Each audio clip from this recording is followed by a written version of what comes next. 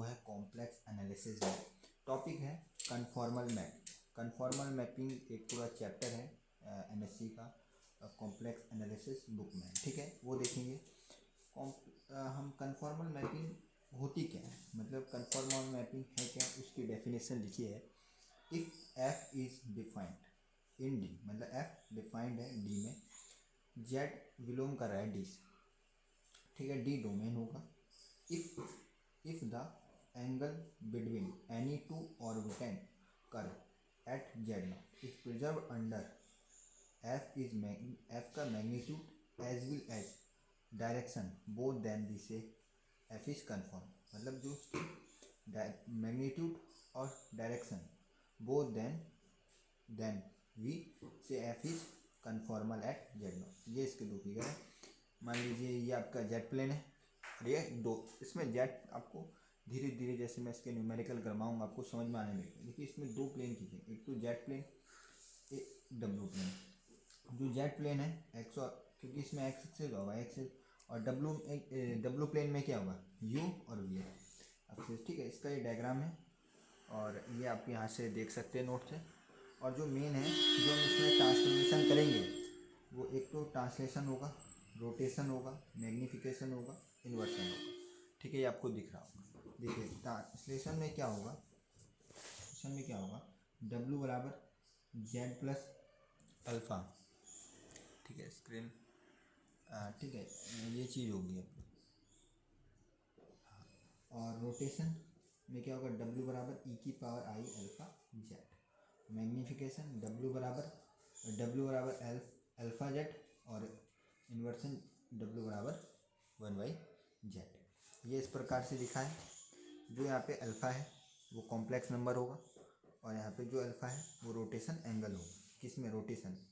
और मैग्नीफिकेशन में अल्फ़ा क्या होगा, रियल नंबर होगा, ठीक है, ये लिखा हुआ है आपके, ये देख सकते हैं, ठीक है। सबसे पहले हमने क्या पढ़ा, कन्फॉर्मल मैपिंग की आप डेफिनेशन एग्जाम में पूछी नहीं जाती है, कभी कभी आ सकती है शॉर्ट टाइप क्वेश्चन में, तो आप इसको देख सकते हैं। उसके बाद रोटेशन नहीं है, ट्रांसलेशन, रोटेशन, मैग्नीफिकेशन और इन्वर्सन, ये आप फॉर्मूले याद कर सकते हैं। सबसे पहले W बराबर, W क्या होगा, W बराबर जेड प्लस अल्फ़ा होगा, और जेड, यदि हम W बराबर ई की पावर आई अल्फ़ा जेड करेंगे तो रोटेशन, क्योंकि उसमें क्या होना चाहिए, रोटेशन एंगल है ना यहाँ पे, और मैग्नीफिकेशन में ये। देखिए एक एग्जांपल है, मैं आपको उससे समझाऊंगा। ये एक एग्जांपल है, इस तरीके के एग्जांपल जब आप करेंगे, ये रोटेशन से है एग्जांपल मैंने लिखा है। देखिए इमेज ऑफ द रेक्टेंगुलर में दिया है, ठीक है, reason of jet plane bonded by the line, हमें लाइन दी हैं अंडर द ट्रांसलेशन,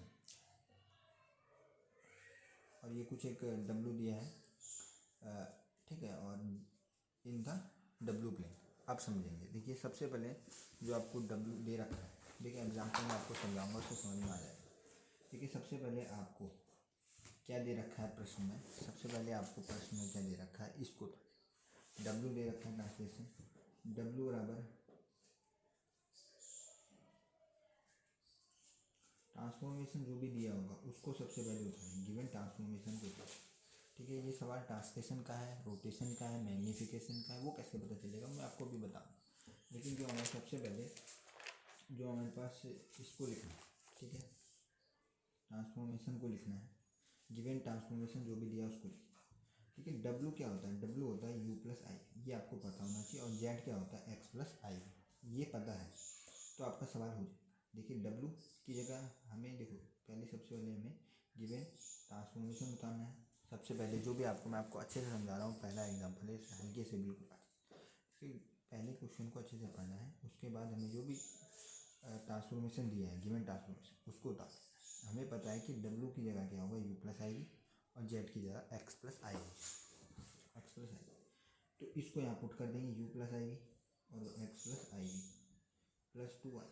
अब देखिए रियल नंबर और इमेजरी नंबर आपको बताऊँ, आई इमेजरी है और ये क्या है, रियल है, तो रियल एक साथ करो, इमेजरी एक साथ करो, 2 प्लस एक्स ये आई होगा, आई अलग कर लिया, वाई -1 हो गया, ठीक है। अब देखो, अब यहाँ पे भी तो एक रियल और इमेजरी है, तो रियल वाला एक साथ होगा ना, x प्लस 2 और वाई वी बराबर वाई -1 एक साथ होगा। अब यहाँ तक का हो गया, अब हमें क्या दे रखे हैं, कुछ लाइन दे रखी है। एक दे रखा है x बराबर 0 पे, एक दे रखा है y बराबर 0 पर, एक दे रखा है x बराबर 1, एक दे रखा है y बराबर 2। ठीक है, अब हम क्या करेंगे, अब हम दिमाग लगाएं तो क्या कर सकते हैं। देखिए हमारे पास ये क्वेश्चन है,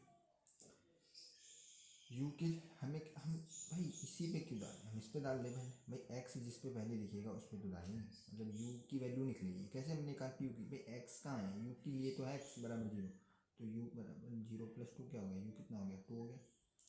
अब v निकलेगा क्योंकि y 0 है तो 1 माइनस v कितना निकलेगा -1। अब u 1 प्लस 2, u कितना निकलेगा 3 निकलेगा। अब v कितना निकलेगा, v निकलेगा 2 माइनस 1 कितना निकलेगा, v निकलेगा 1। ठीक है, समझ में आया कैसे।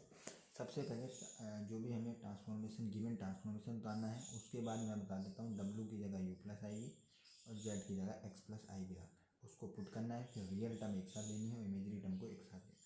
उसके बाद हमें कुछ पॉइंट दिए होंगे, लाइन दी होंगी, x बराबर 0 y बराबर कुछ भी दे सकते हैं, ये भी दे सकते हैं x बराबर y, आगे आने वाले शब्दों में इस तरीके से होगा, या कुछ x अंडर रूट ऐसे कुछ दे रखे होंगे, उसके द्वारा भी हम उसको करेंगे। ठीक है, उसको कैसे सॉल्व करते हैं, मतलब पॉइंट डाल के वो भी बताएंगे। तो ये हमने ऐसे निकाल लिया। अब मैंने आपको पहले ही बताया था, जब कन्फॉर्मल मैपिंग की डेफिनेशन बताई थी, एक जेड प्लेन बनाएंगे और एक डब्ल्यू प्लेन बनाएंगे। तो सबसे पहले हम क्या करेंगे, जेड प्लेन बनाएंगे, उसके बाद डब्ल्यू प्लेन बनाएंगे। जेड प्लेन कैसे बनाएंगे, ठीक है, जेड प्लेन में जो एक्सेस होंगी वो एक्स और वाई होंगी और इसमें यू और वी होंगे। तो यहाँ से ये पता चलेगा, मैं आपको छोटा सा डायग्राम बताऊँगा। ये आपका जेड प्लेन का है, एक्स और वाई। एक्स देखो, एक्स 0, x1 यहाँ होगा और y, तो ये कहीं हमें क्या ऐसे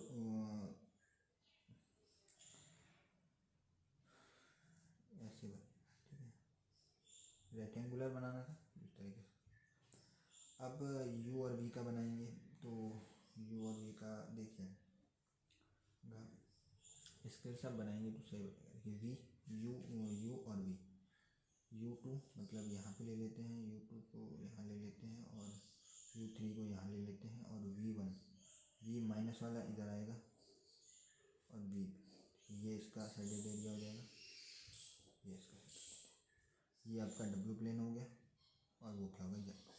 तो हमारा एग्जांपल देखिए, आप नोट्स में देख सकते हैं कितने अच्छे तरीके से आपको समझाया हुआ है नोट्स में कि पहले एग्जांपल है, उसके बाद हमने सबसे पहले गिवन ट्रांसफॉर्मेशन लिख लिया, ये ठीक है, इस तरीके से हम देखिए। नेक्स्ट एग्जांपल को हम डिस्कस करेंगे। पहले ये एक और एग्जांपल है, इंपॉर्टेंट एग्जांपल है, ये आप बना के लिखिएगा। जैसे मैंने बताया आपको, सबसे पहले जो भी आपको ट्रांसफॉर्मेशन दिया गया उसको उतार देंगे। इस ट्रांसफॉर्मेशन को आप कर लीजिए। देखिए मैं आपको बताता हूँ, नोट कर लीजिएगा। ये आपको दे रखा है w बराबर z प्लस 1 प्लस आई, ये गिवन ट्रांसफॉर्मेशन है। इसके बाद मैंने क्या बोला, w की जगह u प्लस आई भी डालिए और z की जगह x प्लस आई भी। तो क्या हो गया, u प्लस आई भी और x प्लस आई भी। मैंने बोला रियल एक साथ कर लो, इमेजरी एक साथ कर लो, रियल वाले एक साथ कर लिए, इमेजरी वाले एक साथ नंबर कर लिए। तो u क्या हो गया, x प्लस आई भी, और v क्या हो गया, y प्लस में। तो इस तरीके से यदि हम इसमें उतारेंगे, अब हमारे पास कुछ पॉइंट दे रखे हैं, उन पॉइंटों को आप लिख सकते हैं कि एक दे रखा है x0, एक दे रखा है y0, एक दे रखा है x प्लस वाई बराबर। तो इनमें जब पॉइंट डालेंगे, और रेक्टेंगुलर दे रखा है, वो रेक्टेंगुलर था, ये ट्रायंगुलर है। यहाँ पे जब v डालेंगे, u की वैल्यू कितनी आ जाएगी 1, v की वैल्यू 1। कैसे u और v की वैल्यू, यहाँ 0 डालेंगे, u की वैल्यू 1, यहाँ 0 डालेंगे। अब इससे कैसे वैल्यू निकाल, मेन बात आती है कि इससे कैसे वैल्यू निकाल, ठीक है। इससे वैल्यू निकालने में सबसे पहले कि x की वैल्यू यहाँ से, x की वैल्यू u माइनस 1 होगी और y की वैल्यू क्या होगी v माइनस। अब यहाँ पुट करिए एक बार, u माइनस 1 और प्लस v माइनस 1 इक्वल 1। तो ये u प्लस 1 और ये -2 हो गया और उधर जाएगा तो कितना होगा 3। तो हमारे पास ये एक क्या हो गया, लाइन मिल गई। तो अब यहाँ से तो x और y की वैल्यू कैसे, मतलब हम ग्राफ में कैसे प्लॉट, वो मैं आपको बता देता हूँ। फिर इस तरीके की कोई भी, या तो ट्रांसलेशन हो, रोटेशन हो, मैग्निफिकेशन हो, मैं आपको उसको बताऊँ। आज हम ट्रांसलेशन से देख रहे हैं और देखो इसका ट्रांसलेशन होगा चित्र में दिखा होगा। मैग्नीफिकेशन में क्या होगा कि 2 अल्फ़ा वाला होगा तो अल्फ़ा से छोटा वाला मतलब 1/अल्फ़ा आ रहा है तो उसको डायग्राम के जैसे यहाँ पे बना डब्ल्यू प्लेन तो वो उससे छोटा बन जाएगा। यदि हम ट्रायंगुलर की बात करें या रेक्टेंगुलर की बात करें तो उससे छोटा बन जाएगा, वो मैग्नीफिकेशन से बदल। रोटेशन में क्या होगा कि मान लीजिए कोई यहाँ पे बन रहा है एक तो अगला इस तरीके से बन जाएगा, यहाँ पे कोई कर्व बन जाएगा मतलब वो हो जाएगा। और मैग्नीफिकेशन में अलग टाइप से सर्कल टाइप से बनेंगे, सर्कल या अलग 2 सर्कल हो सकते हैं, उसमें से निकालना होगा उस टाइप से। तो वो चीज़ें मैं आपको बताऊंगा, आपको बस समझ जाना है। तो यहाँ पे हमने एक्स वाई की वैल्यू डाल दी आराम से। तो इससे कैसे वैल्यू निकालें, आपने देखा होगा पहले जब आप छोटी क्लास में मतलब बनाए होंगे लीनियर प्रोग्रामिंग पढ़े होंगे आपने, उसमें ग्राफ बनाए होंगे तो उस तरीके से आसानी से देखिए आप बना सकते हैं। यू और बी रखने की कोई ज़रूरत नहीं है, ये एक्स और वाई है तो ये तो 0 0 हो गए मतलब एक्स 0 और वाई 0 पे हो गया, मतलब एक्स 0 पर क्या वाई 0 होगा और वाई 0 पर एक्स। तो इस तरीके से हम इसमें तो समझ गए। इसको कैसे देखिए, एक बार आप ना समझ में आए तो ऐसे बना दीजिए, 0 डालें 1 आ गया, यहाँ पे 0 डाला वाई के लिए 1, मतलब कहीं ना कहीं एक इधर पॉइंट मिल गया, क्योंकि हमें ट्रायंगुलर बनाना है। तो ये इस तरीके से जब आप इधर इसका बनाएंगे ना, इसका कहीं ना कहीं मैं आपको बता देता हूँ वी का कैसे बनेगा। ठीक है, वी का एक 1 देखिए एक आपका क्या हो गया यू बराबर 1 यू वन यहाँ हो गया और V1 कहाँ हो गया यहाँ हो गया।